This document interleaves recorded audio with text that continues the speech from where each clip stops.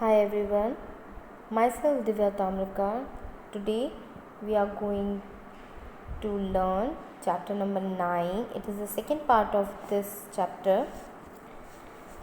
Up you go. In this chapter, we read few pages of a diary which is wrote by Sangeeta Arora, who is a teacher of Kendriya Vidyalaya. She going to trekking Mount Everest with lots of girls and women which also come from the Kendriya Vidyalaya, and many women are belong to the banking sector and other institute. They are making a group and the group leader name is Brigadier Gyanchand. They are crossing in the previous part of this chapter. They are crossed a river. Now they are started rock climbing. So we had to climb 15 kilometers to reach Thekla village. It was a height of 1600 meters. Our rucksack had all that we may need: food packets, water bottles, rope, hook, plastic sheet, diary, torch, towel, soap, wind cheater, whistles, glucose, zagri, chana and some other snacks. We could see fruits and vegetables growing in the step field. We saw Colonel Ram Singh standing on a 90 meters high flat rock. अब उन्हें चढ़ना था 15 kilometre एक गांव जिसका नाम था ठेकला village, वहां पहुंचने के लिए।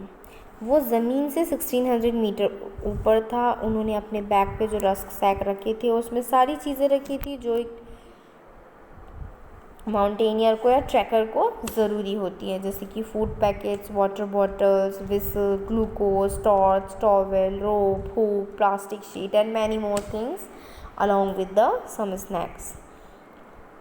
They could see fruits and vegetables growing in the step field, and their instructor name is Ram Singh, which is standing on a 90-meter high flat rock to wait for their group.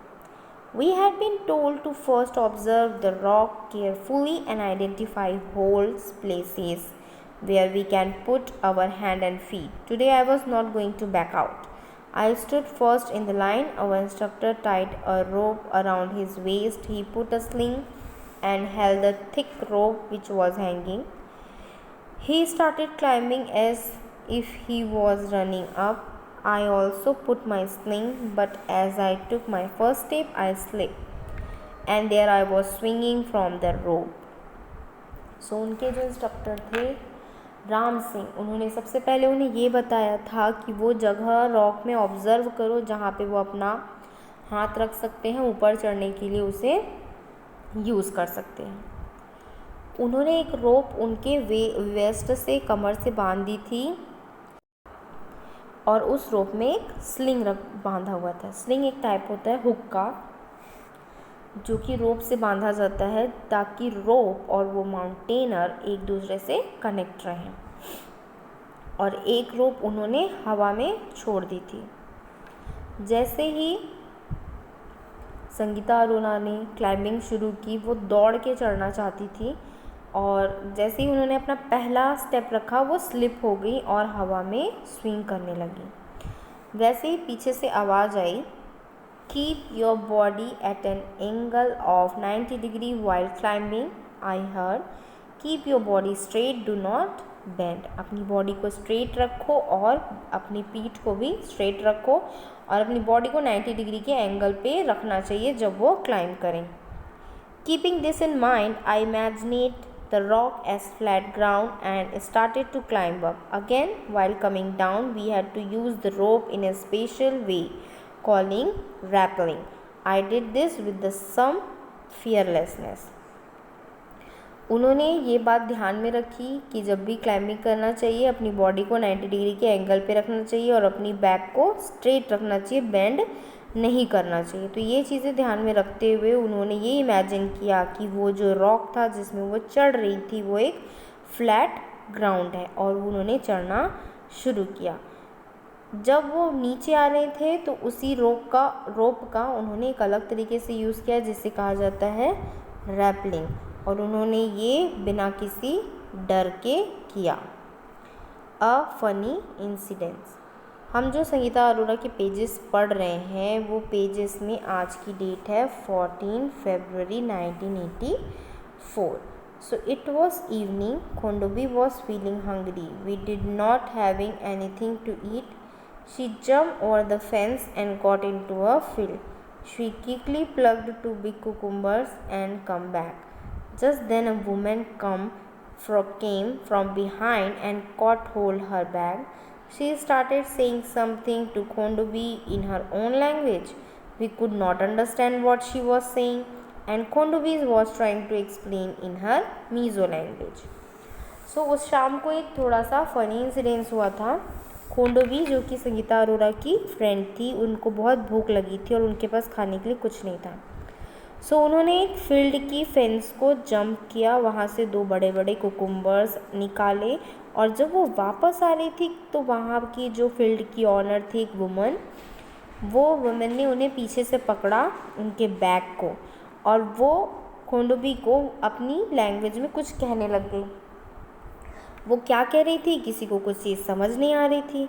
अब यहाँ खोंडोबी भी अपनी Mizo language में बोलना शुरू कर दी, क्योंकि खोंडोबी मिज़ोरम से बिलोंग करती थी तो उसे मीज़ो लैंग्वेज आती थी। तो वो अपनी लैंग्वेज में कहना शुरू कर रही थी और वो वुमेन अपनी लैंग्वेज में, which we could not understand. I tried to explain in Hindi but neither of them could understand it.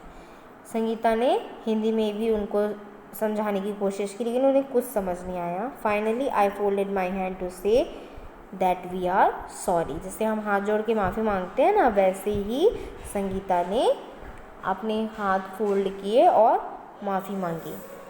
क्या आप लोग भी जब कोई गलती करते हो तो अपने पेरेंट्स से या अपने ब्रदर या सिस्टर से माफ़ी मांगते हो? कैसे मांगते हो?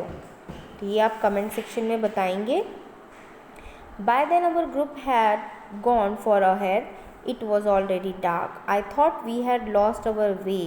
Now we are really scared. We could not see anything even with our torch. I started sweating even though it was cold. I tightly held Kondobi's hand. I called out loudly, "Where are you all? Can you hear me?" My voice echoed in the mountain. We both started the whistling loudly and flashed our torch. Probably the group has noticed that we are missing. अब जब ये सारी चीज़ें हो रही थी, वो cucumber plug कर रहे थे, खा रहे थे, सॉरी कहा उन्होंने उस लेडी से, तो ऐसा करते करते जो उनका ग्रुप था वो आगे चला गया था, और वो खोंडोबी और संगीता अरोरा जो थी वो दोनों रास्ता भूल चुकी थी। अब वो बिल्कुल डर चुकी थी क्योंकि अंधेरा था, आगे कुछ भी दिखाई नहीं दे रहा था। इवन टॉर्च के यूज़ से भी उन्हें कुछ नहीं दिखाई दे रहा था। संगीता को स्वेट आना मतलब पसीना आना शुरू हो चुका था, जबकि वहाँ इतनी ठंड थी। उन्होंने खोंडोबी के हैंड को बहुत टाइट से पकड़ा और बहुत ज़ोर से कहा कि आप सब कहाँ हैं? Where are you all? आप लोग सब कहाँ हैं? Can you hear me? क्या आप सब मुझे सुन सकते हैं? अब क्योंकि माउंटेन था, ठंड थी, खाली प्लेस था, तो उनकी वॉइस जो थी वो इको हो रही थी, मतलब गूंज की आवाज़ वापस आ रही थी। अब जब ऐसा होता है ना ट्रैकिंग के टाइम या माउंटेनियरिंग के टाइम, जब कोई खो जाता है तो वो लोग ना एक सिग्नल बना के रखते हैं कि अगर हम में से कोई खो गया या कुछ हो गया तो हम विसल करेंगे, टॉर्च से फ्लैश करेंगे कहीं भी। तो ये एक सिग्नल होता है ताकि पता चले कि हम गुम गए हैं या हमें आपकी ज़रूरत है। तो ऐसा जब वो कर रहे थे, विसल ज़ोर से बजा रहे थे और ये टॉर्च को फ्लैश कर रहे थे, तब उनके ग्रुप वालों ने नोटिस किया कि वो गुम चुके हैं। We heard some whistles at a distance. I understood the signal. We held each other hand tightly and waited. Kondobi felt that we should keep talking. She started singing a Mizo song loudly. After some time, we saw them coming towards us. At last, we were with the group again. सो जैसे उन्होंने whistle बजाया था खुंडुबी और संगीता ने, तो सामने से जब उनकी ग्रुप ने नोटिस किया कि वो गुम गए हैं, तो उन्होंने भी सेम विसल बजाया और वो एक दूसरे के हाथ को ज़ोर से पकड़ लिए थे। और खुंडुबी को लग रहा था कि हमें आपस में बात करते रहना चाहिए ताकि उनका जब ग्रुप आए तो उन्हें पता चले कि वो एग्जैक्टली कहाँ है। सो वो अपने मीज़ो लैंग्वेज में बहुत ज़ोर ज़ोर से गाना शुरू कर दी। कुछ टाइम बाद उन्होंने उन्हें देख लिया और वो अपने ग्रुप में फिर से आ गए। Now a special guest, a special guest. After dinner we meet a special guest, Bachendri Pal. So student, do you know about Bachendri Pal? Who is Bachendri Pal? If you know, you have to write the answer in the comment section with your name. Did you know who is Bachendri Pal? She had just been selected as a part of team to climb Mount Everest. She had come to seek the blessings of Brigadier Gyan Singh. It was happy evening. We were all singing. Bachendri Pal also joined us in singing and dancing on the famous Pahadi song, Bedu Pako Baramasa, Kafal Pako Chenta, Meri Chela. At that time, we had no idea that Bachendri Pal would become the first Indian woman to reach Mount Everest and create history. ये जो page है ये फरवरी 1984 का है। उनको एक special guest Bachendri Pal मिलने आई थी। क्या आप जानते हैं बचेंद्री पाल कौन है? अगर आप जानते हैं तो ये आंसर आप अपने नेम के साथ कमेंट सेक्शन में कमेंट करेंगे। वो भी माउंट एवरेस्ट को के चढ़ने के लिए सेलेक्ट हुई थी और वो ब्रिगेडियर ज्ञान सिंह के ब्लेसिंग्स के लिए यहाँ आई थी। वो बहुत ज़्यादा खुश थी और वो इवनिंग उन्होंने संगीता अरोरा और उनके जितने भी ग्रुप मेट्स थे उनके साथ बहुत इन्जॉय की। उन्होंने सबने गाना गाया और बचेंद्री पाल ने भी वहाँ की फेमस पहाड़ी सॉन्ग जो कि है पेडू पाको बारा मासा काफल पाको छेंता मेरी छैला, इस तरीके का एक पहाड़ी सॉन्ग है, उसको उसने गाया। और उस वक्त उन्हें ये नहीं पता था कि बचेंद्री पाल कौन थी। अगर आपको पता है तो आप कमेंट सेक्शन में बताएंगे। Now camp in the snow. It is a page of 18 February 1984. We were standing at a height of 134 meters. We were spent the night here. Everyone was busy trying to put up the tent. We used double layered plastic sheet for the tent and for the ground. The air between the layer would help to keep us warm. We put in the pegs and began to put up the tent. As we tied it from one side, the wind flew the tent from the other side. After quite a lot of pulling and tugging, we managed to get the tent up. Then we dug a drain around the tent. अब उन्हें snow में camp लगाना था। ये total पहुंच गए थे 2134 metres. उन्होंने वहाँ रात उन्हें वहीं गुजारनी थी। सब लोग बहुत बिजी थे टेंट लगाने के लिए। संगीता अरोरा का जो टेंट था उसमें उन लोगों ने डबल शीट प्लास्टिक की लेयर लगाई थी। ऐसे सभी लोग कर रहे थे क्योंकि उन्हें वो ठंड से बचा पाए। इतनी ठंड होती है वहाँ पे कि वो प्लास्टिक की शीट जो थी वो ठंड से उनको बचाने के लिए लगा रही थी। जब वो टेंट को एक साइड से लगाते थे तो दूसरे साइड से विंड उसे ओपन कर देता था। तो ये इस तरीके की डिफ़िकल्टीज उनको बहुत आ रही थी। थोड़ी देर बाद ये सारी डिफ़िकल्टीज़ को उन्होंने क्रॉस किया और वो आफ्टर ऑल वो टेंट लगा लिया उन्होंने। उसके बाद उन्होंने टेंट के चारों तरफ एक बड़ा सा गड्ढा खोदा। अब गड्ढा क्यों खोदा उन्होंने? Do you know? टेंट के चारों तरफ इसलिए गड्ढा खोदा क्योंकि जो वाइल्ड एनिमल्स वहाँ रहते हैं उस स्नो माउंटेन में, जो स्नो लेपर्ड्स या जो भी दूसरे एनिमल्स रहते हैं, वो उस ड्रेन को, उस गड्ढे को एक डेंजर समझते हैं, ताकि उन्हें ऐसा लगता है कि अगर हम उस ड्रेन के पास गए, गड्ढे के पास गए तो हम उसमें ट्रैप हो जाएंगे। तो इस वजह से ह्यूमन भी बच जाते हैं और वो सेफ़ रहते हैं और वैसे ही एनिमल्स भी उन्हें कोई हार्म नहीं करते। We were feeling very hungry. We collected some firewood and stone to make a chulha and cooked some food. After the meal, we collected all the waste in a bag to clean the campsite. Soon we got into our sleeping bag. I was not sure if I would be able to sleep in it. Would it be comfortable? Would I not feel cold? But the bags were filled with soft feather which helped in keeping us warm. We were all very tired, so very soon we fell asleep. अब इतनी सारी मेहनत उन्होंने की थी, इतना ऊपर snow में चढ़ के आए, चल के आए, सो उन्हें भूख लग गई थी. उन्होंने वहाँ पे कुछ लकड़ियाँ जमा की, कुछ स्टोन जमा करके, पत्थर जमा करके चूल्हा बनाया और खाना बनाया. खाना बनाने के बाद जो सारा वेस्ट जो बच गया था उन्होंने वहाँ उसे थ्रो नहीं किया, उसे एक बैग में कलेक्ट किया ताकि वो कैंप साइट क्लीन रह सके. एंड जल्द से जल्द वो सोने चले गए अपने स्लीपिंग बैग में. This is the sleeping bag. It is a type of bag where the man human beings can sleep. ये एक सॉफ्ट फेदर से बना हुआ बैग होता है, ऊपर चेन लगी होती है. ह्यूमन बींग्स इसके अंदर इंसर्ट होकर पूरे चेन को क्लोज कर सकते हैं, जो इन्हें बहुत ज़्यादा गर्म रखता है, इनकी बॉडी को वार्म रखता है. सो वो इतने ज़्यादा थक गए थे कि वो बहुत जल्दी सो गए. The next morning we woke up and found that it was snowing. White, soft, fluffy snowflakes were gently falling. Wow, it was so beautiful.